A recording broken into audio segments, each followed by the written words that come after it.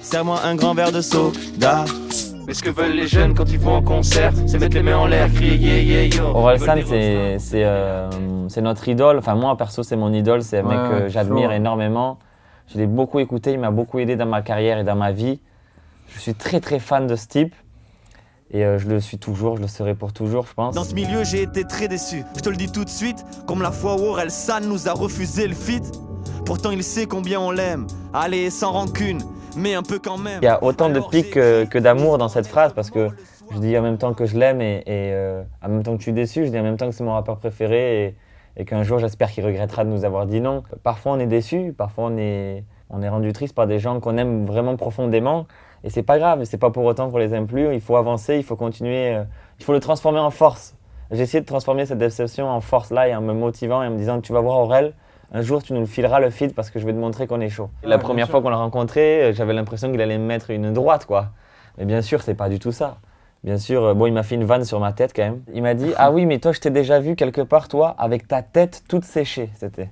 Je m'en souviens, tu vois, encore ça marque. Par contre, les mots de Joey, il nous appelle les voix de pucelle aussi, c'est son petit surnom. En studio, il me disait c'est sûr que c'est pas vos voix de pucelle là, il nous disait.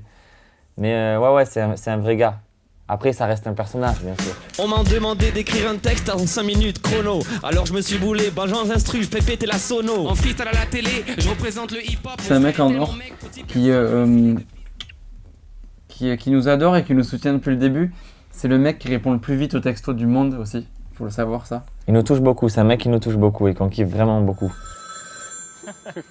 Allô. Je pense que quand tu fais autant d'émissions, c'est normal qu'il y a des moments où il y a des trucs un peu moins drôles ou un peu touchy, des trucs pas contrôlés.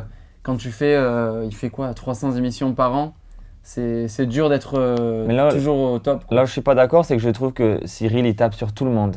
Il tape sur toutes les communautés, y compris la sienne. Il se moque de tout le monde et je trouve que c'est en se moquant de tout le monde qu'on arrive à être tous ensemble.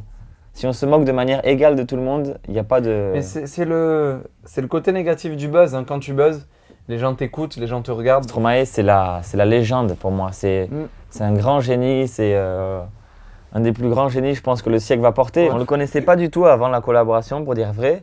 Et en fait, c'est lui qui commence à travailler avec d'autres gens. Et on lui a parlé de nous, il a dit pourquoi pas, moi ça me tente très bien d'essayer.